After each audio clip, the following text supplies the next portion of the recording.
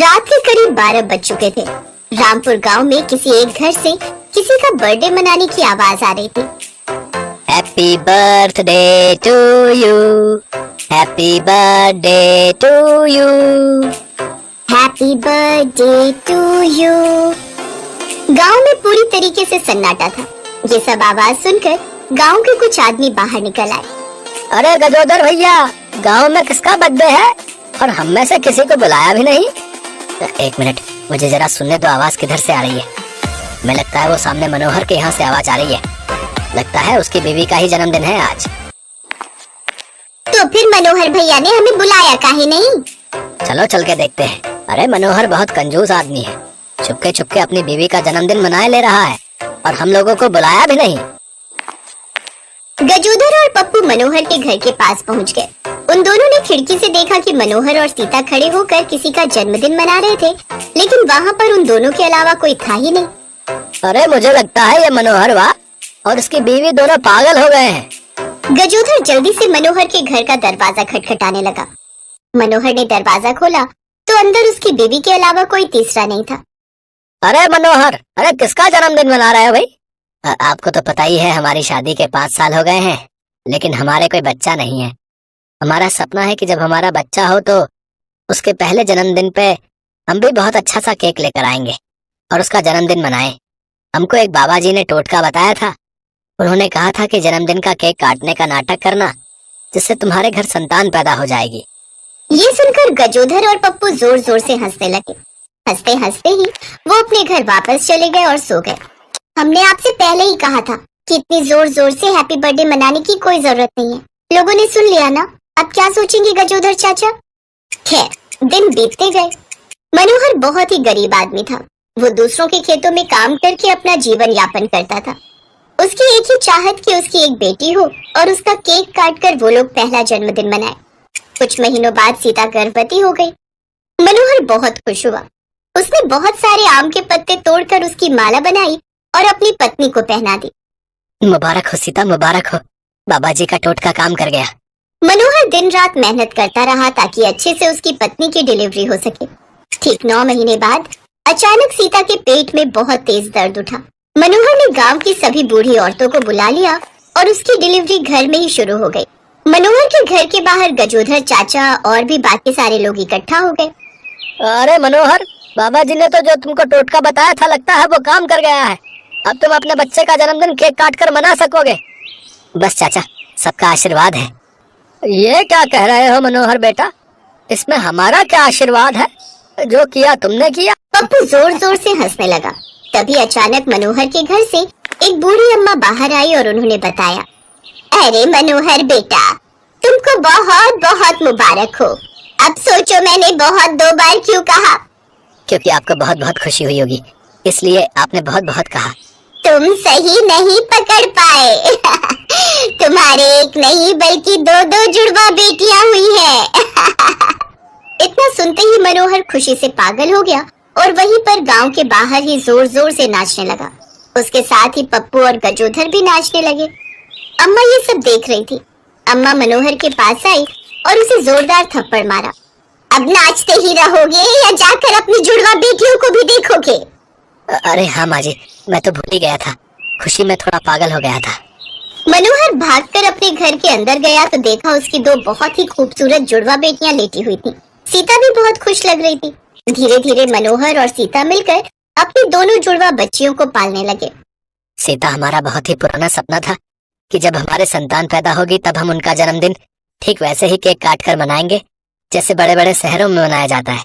हाँ, चिंता मत कीजिए, अभी तो हमारी बच्चियां सिर्फ 6 महीने की हुई हैं। अभी 6 महीने बाकी हैं। मनोहर जिन खेतों में काम करता था वहाँ पर फसलें लग चुकी थी, इसलिए अब उसके पास कोई काम ही नहीं बचा था। इसीलिए वो भागकर गांव के प्रधान के पास गया। प्रधान जी, मेरी 2 जुड़वा बेटियां हुई हैं। खेतों में काम चल रहा था, वो भी अब बंद हो गया। कोई काम हो तो बताइए। मनोहर, अभी हमारे पास तो कोई काम नहीं है भाई। अगर कोई काम आता है तो मैं बताता हूँ। अच्छा, बहुत बहुत धन्यवाद प्रधान जी। मनोहर प्रधान जी के घर से वापस आ गया। बाहर आकर वो इधर उधर काम ढूंढ रहा था। मेरी बच्चियों के जन्मदिन के सिर्फ 6 महीने बाकी हैं।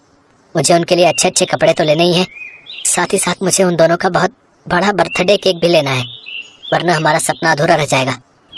घूमते घूमते वो गांव से बाहर निकल गया। उसने देखा कि ट्रक पर कुछ सामान लोड हो रहा था। मनोहर भागकर सुपरवाइजर से मिला। साहब, हमको भी थोड़ा काम दे दीजिए, काम की जरूरत है। मैं कुछ भी कर लूंगा। गाड़ी में सामान लोड करना हो, झाड़ू लगाना हो, पोछा लगाना हो, कोई भी काम हो मेरे लायक, मुझे दे दीजिए। ट्रक में सामान लोड करना है, कर लोगे?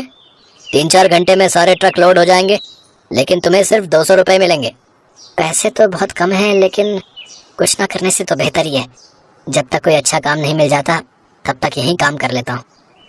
अरे क्या सोचने लगे? करना है तो करो, वरना यहाँ भीड़ मत लगाओ। अरे करना है साहब। मनोहर उसी वक्त उस ट्रक में बहुत ही भारी वजनदार बोरियां लोड करने लगा। उसने इतना भारी काम कभी नहीं किया था, इसलिए उसे बहुत थकावट लग रही थी। फिर भी वो काम करता ही जा रहा था। शाम को उसको 200 रुपए मिल गए, जिसे लेकर वो वापस आ गया। क्या हुआ? आप बहुत थके हुए लग रहे हैं, कहीं काम मिला या नहीं? हाँ, प्रधान जी के यहाँ तो कोई काम नहीं मिला। गांव से थोड़ी दूर पर ट्रक लोड हो रहा था, वहाँ 1 हफ्ते के लिए काम मिला है। तो इस तरह मनोहर को कभी काम मिल जाता तो कभी नहीं मिलता। ऐसा करते करते अगले 6 महीने भी बीत गए और उन दोनों बच्चियों का पहला जन्मदिन आखिर आ ही गया। कल वो दिन आने वाला है जिसका हमने पिछले 5 सालों से इंतजार किया। कल हमारी दोनों बच्चियों का जन्मदिन है। आपको याद है ना, हमें भी केक काटना है, चाहे कुछ भी हो जाए। मनोहर का मुंह उतरा हुआ था, लेकिन जिसका इंतजार उसे पिछले 5 सालों से था, वो सपना वो टूटने नहीं देना चाहता था। चिंता मत करो सीता, मैं किसी भी कीमत पर अपनी बच्चियों का पहला जन्मदिन का केक जरूर काटूंगा। मनोहर के पास कुछ पैसे थे, वही पैसे लेकर वो बाजार चला गया। वहाँ पर उसने अपनी दोनों बच्चियों के लिए बहुत ही सुंदर सुंदर कपड़े खरीद लिए। कपड़े खरीदने के बाद उसके पास सिर्फ 200 रुपए बचे। अब इन पैसों से जाकर केक ले आता हूँ। मनोहर बाजार में ढूंढता ढूंढता एक केक वाली दुकान पर पहुँच गया। भैया जल्दी से कोई केक दे दो, मेरी 2 जुड़वा बच्चियों का जन्मदिन है कल। हाँ, ये लो, ये बहुत बढ़िया केक है, सिर्फ 300 का है। अब क्या आपके पास 200 तक का कोई केक नहीं है? अरे भाई साहब, जिंदगी में पहली बार किसी का जन्मदिन मना रहे हो क्या? हैं? जमाना बदल चुका है, ये 300 वाला केक सबसे सस्ता है। इससे सस्ता पूरे मार्केट में कहीं पर भी नहीं मिलेगा।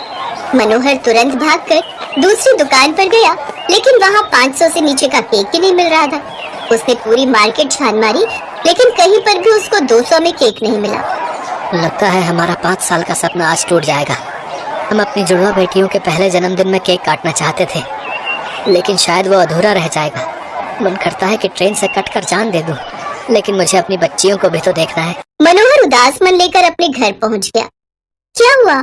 बच्चियों के कपड़े तो बहुत सुंदर लग रहे हैं, लेकिन आप केक नहीं लाए क्या? मनोहर की आंखों से आंसू छलक पड़े, जिससे सीता समझ गई कि उसे केक नहीं मिला। सीता, मेरे पास सिर्फ 200 रुपए ही बचे थे और 200 में कहीं केक नहीं मिला। तो क्या अब अपनी जुड़वा बेटियों के पहले जन्मदिन पर केक काटने का सपना उनके माँ बाप का अधूरा रह जाएगा? मनोहर और सीता ने ये मान लिया कि अब वो अपनी बेटी के जन्मदिन पर केक नहीं काट पाएंगे, और यही सोचकर वो लोग सो गए। अगले दिन उन दोनों ने अपनी बच्चियों को वही सुंदर सुंदर कपड़े पहना दिए। दोनों की आंखों में आंसू थे, क्योंकि वो केक नहीं काट पा रहे थे। तभी वहाँ पर अम्मा जी आ गई। अरे आइए आइए अम्मा जी आइए। तुम लोग मुझे अम्मा जी कहते तो हो, लेकिन दिल से अम्मा जी मानते नहीं हो। ये ले सीता बेटा। इसमें क्या है अम्मा जी? हमारे बाल धूप में ही सफेद नहीं हुए, हमको लोगों का चेहरा पढ़ना आता है। हमको मालूम है तुम दोनों का सपना था अपनी बच्ची के जन्मदिन पर केक काटने का, लेकिन तुम लोग केक ला नहीं पाए। सीता बहू, हमारी भैंस ने 4 महीने पहले बछड़ा दिया था। हमने कल ही 2 किलो खोया बना लिया था। इसी खोया से तुम केक बना लो, इतना तो कर सकती हो ना। भला खोया से बढ़िया केक कहाँ मिलेगा? सीता ने जल्दी से उस खोया से बहुत अच्छा सा केक बनाया। मनोहर ने पूरे गांव को आमंत्रण दिया। उसके बाद सारे गांव वाले उन दोनों बच्चियों के लिए बहुत ही सुंदर सुंदर उपहार भी लेकर आए। तो इस तरह से बड़ी मुश्किल से मनोहर का अपनी बच्चियों के पहले जन्मदिन पर केक काटने का सपना अम्मा जी के द्वारा पूरा हो गया।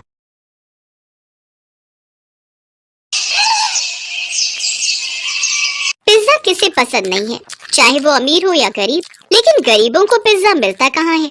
ऐसे ही विष्णु को पिज्जा खाने का बड़ा शौक था। उसने 18 साल की उम्र में पहली बार पिज्जा देखा था। विष्णु गांव का गरीब लड़का था और 18 साल की उम्र में पहली बार पढ़ाई करने के लिए गांव से शहर आया था। पहले तो शहर की स्पीड और रास्तों से उसे बड़ा डर लगने लगा। ये शहर के लोग इतनी जल्दी में क्यों रहते हैं? गाड़ियाँ कितनी तेजी से निकलती हैं यहाँ। हमेशा चौकन्ना रहना पड़ता है। यहाँ तो मेरे लिए जीना बड़ा मुश्किल हो जाएगा। वो गांव से ही अपनी ड्रेस लाया था, कुर्ता और पजामा। कुर्ता पजामा पहनकर ही वो पहले दिन कॉलेज चला गया और देखा कॉलेज के बाकी लड़के और लड़कियां जीन्स और छोटे छोटे मॉडर्न कपड़े पहन कर आए हैं। यहाँ तो सब कुछ बड़ा मॉडर्न है। यहाँ मुझे देखकर सब लोग हंस कैसे रहे हैं? सच में विष्णु को देखकर सभी हंस रहे थे। अरे देख देख, उस लड़के को देख, कैसे कुर्ता पजामा पहनकर कॉलेज आया है। गांव से आया है पक्का, गवार है गवार। विष्णु चुपचाप क्लासरूम में घुस गया और एक लड़के के पास जाकर बैठ गया। हेलो, मेरा नाम अभिनव है। मेरा नाम विष्णु है। मैं गांव से आया हूँ। हाँ, तुम्हें देखकर पता चल रहा है। क्लास शुरू हो गई। पढ़ाई खत्म होने के बाद सबको भूख लग गई। एक लड़की अभिनव के पास आई और बोली, चल अभिनव, खाना खाते हैं। हाँ चल। विष्णु, तू भी चल हमारे साथ। अब हाँ चलो चलो, मुझे भी भूख लगी है। दाल चावल खाते हैं। ये सुनकर पायल जोर से हंस पड़ी। कॉलेज में दाल चावल कौन खाता है गवार? पायल, ऐसे मत बोलो। बेचारा ऐसे ही घबराया हुआ है। तो फिर कैसे बोलूं? कुर्ते पजामे में गवार लग रहा है ये हमारे साथ जाएगा तो मैं नहीं जाने वाली हूँ खाने। पायल, ऐसे किसी का मजाक उड़ाना अच्छी बात नहीं है। तू ज्यादा ज्ञान मत दे। तुझे शौक है तो तू इसके साथ खाने के लिए जा, मैं किसी और के साथ चली जाऊंगी। चाहने वालों की कमी नहीं है। तेवर दिखाकर पायल चली गई। अभिनव ने विष्णु से कहा, विष्णु, तुम बुरा मत मानना। शहर के लोग ऐसे ही होते हैं। नहीं नहीं, हम गांव से हैं, सुनना तो पड़ेगा ही। चलो खाना खाते हैं। चल, आज मैं तुझे एक अच्छी चीज खिलाऊंगा। अभिनव विष्णु को पिज्जा शॉप में ले गया। विष्णु ने कहा, अब जो भी खिलाना है खिलाओ, लेकिन अंडा, मछली और मांस मत खिला देना भैया। हम शुद्ध शाकाहारी हैं। चिंता मत कर भाई, यहाँ वेज भी मिलता है। भैया, 2 पनीर पिज्जा देना। दुकानदार ने 2 पनीर पिज्जा दिया। विष्णु ने ऐसी चीज कभी देखी ही नहीं थी। अरे बाप रे, इतनी बड़ी गोल रोटी। हाँ मेरे भाई, इसे पिज्जा कहते हैं। पिज्जा? लेकिन हुआ तो वही ना, आटे की रोटी के ऊपर पनीर की सब्जी। हाँ, बात तो सच है। जो भी है, खाकर देख कैसा लगता है। विष्णु ने पहला बाइट लिया और ऐसा लगा कि वो स्वर्ग में पहुंच गया। अरे वाह भैया, ये पिज्जा तो बड़ा ही स्वादिष्ट है। मैंने पहले ये कभी नहीं खाया। खाएगा कैसे, गांव में ये सब मिलता क्या है। बात तो सही है मेरे भाई, शहर में ही मिलता है ये सब, इसीलिए तो लोग शहर को इतना पसंद करते हैं। गांव भी बुरा नहीं है। वैसे मेरा असली घर गांव में ही है, लेकिन मैं बचपन से शहर में ही रहता हूँ। पायल मेरी बेस्ट फ्रेंड है और इस कॉलेज की सबसे सुंदर लड़की भी है, इसीलिए उसे इतना घमंड है। जो भी हो, मैं तो अब से हर रोज पिज्जा ही खाने वाला हूँ। विष्णु को पिज्जा बहुत अच्छा लगा। वो और अभिनव बहुत अच्छे दोस्त बन गए। उसके बाद हर रोज कॉलेज के बाद वो दोनों पिज्जा खाने लगे। हर रोज तरह तरह के पिज्जा खाते खाते विष्णु पिज्जा का एक्सपर्ट बन गया। एक दिन कॉलेज के बाद अभिनव ने कहा, विष्णु, चल पिज्जा खा के आते हैं। हाँ तो चल मेरे हॉस्टल में, मैं बना कर खिलाता हूँ। तूने बनाना भी सीख लिया? हाँ मेरे भाई, सब कुछ सीख लिया। समय के साथ साथ विष्णु शहरी तौर तरीके भी सीख रहा था। शहर के लोगों के जैसे बात भी करने लगा था। वो अभिनव को लेकर अपने हॉस्टल रूम में गया और आटा गूंथकर उसने पहले पिज्जा का बेस बनाया। उसके बाद उसके ऊपर टमाटर का पेस्ट लगाया। उसके ऊपर मशरूम, पनीर, कांदा और शिमला मिर्च डालकर कढ़ाई में ही बेक करने के लिए छोड़ दिया। 1 घंटे बाद पिज्जा बनकर तैयार हो गया। अभिनव ने विष्णु का बनाया हुआ पिज्जा खाया और वो हैरान रह गया। वाह मेरे भाई, तूने तो कमाल कर दिया। दुकान से भी अच्छा पिज्जा बनाया तूने। बचपन से ही माँ से खाना बनाना सीखा हूँ। कुछ तो काम आ रहा है अभी। भाई मेरे पास एक आइडिया है। ये सब पढ़ाई वढ़ाई मेरी बस की बात नहीं है, मुझे बिजनेस करना है। कल कॉलेज में कल्चरल फेस्टिवल है, वहाँ हम दोनों पिज्जे का स्टॉल लगाते हैं, मस्त कमाई होगी। हाँ चल चल, मुझे कोई एतराज नहीं है। अगले दिन दोनों ने कॉलेज में पिज्जा का स्टॉल लगा दिया और धड़ाधड़ पिज्जा बिकने लगा। तभी वहाँ पायल आई। अरे वाह बिना, तू भी इस देहाती के साथ रह के देहाती बन गया, गरीबों की तरह स्टॉल लगाए है। कोई भी काम छोटा नहीं होता पायल। पिज्जा बनाना कोई बड़ा काम भी नहीं है। पिज्जा बेचकर कितना ही कमा लोगे तुम दोनों, छोटे लोग, छोटी सोच। अब विष्णु ने जवाब दिया, अरे ओ मैडम, क्या छोटा छोटा लगा रखा है? अरे देखना, मैं दुनिया का सबसे बड़ा पिज्जा बनाऊंगा। दुनिया का सबसे बड़ा पिज्जा। अगर तुमने ये करके दिखाया तो मैं पूरे कॉलेज के सामने तुम्हारा पैर पकड़कर माफी मांग लूंगी। ठीक है, गांव का लड़का हूँ मैडम, हाँ सरल हूँ लेकिन जिद्दी भी हूँ। अब देखो आगे आगे होता क्या है। हाँ विष्णु और अभिनव रात को हॉस्टल आए। यार विष्णु, तूने चैलेंज तो कर दिया, लेकिन यहाँ दुनिया का सबसे बड़ा पिज्जा बनाएगा कैसे? यहाँ नहीं, अरे यहाँ लोगों का मन छोटा है यार। बड़ा काम करने के लिए हमें ऐसी जगह जाना होगा जहाँ लोगों का मन भी बड़ा हो। मेरा गांव ये हुई ना बात। अगले दिन विष्णु अभिनव को लेकर अपने गांव चला गया और लोगों से सबसे बड़ा पिज्जा बनाने के बारे में कहा। गांव के लोग उसकी मदद करने के लिए एक ही बार में राजी हो गए और विष्णु ने काम शुरू कर दिया। गांव के लोग अपने अपने घर से आटे की बोरी लाने लगे, जिससे पिज्जा का बेस बना। लोगों ने अपनी अपनी गाय का दूध विष्णु को दिया, जिससे चीज बन गया। और सब्जियां तो गांव के खेतों में भरपूर थी। अभिनव ने अपने कॉन्टेक्ट से मीडिया वालों को बुला लिया था। मीडिया वाले गांव आकर दुनिया का सबसे बड़ा पिज्जा बनाने का काम देख रहे थे और टीवी पर लाइव टेलीकास्ट कर रहे थे। तो आप लोग देख रहे हैं एक गांव का सीधा साधा लड़का कैसे दुनिया का सबसे बड़ा पिज्जा बना रहा है। देखते रहिए हमारे साथ ये पिज्जा बनकर तैयार होता है या नहीं। लगातार 7 दिन मेहनत करने के बाद दुनिया का सबसे बड़ा पिज्जा बनकर तैयार हो गया। गांव वाले खुशी से झूमने लगे और ये चीज टीवी पर टेलीकास्ट की गई। बड़े बड़े लोगों ने ये देखा और अभिनव के पास फोन आ गया। हेलो, तुम लोग अभी फेमस हो गए हो। तुम लोग हर गांव और शहर में हर मोड़ पर पिज्जा की दुकान खोल सकते हो। मैं इन्वेस्ट करने के लिए तैयार हूँ। अभिनव और विष्णु की खुशी आज सातवें आसमान पर थी। उन लोगों ने कुछ ही दिनों के अंदर हर गांव और शहर के हर कोने में पिज्जा की दुकान खोल दी। पैसे हो तो क्या कुछ नहीं हो सकता।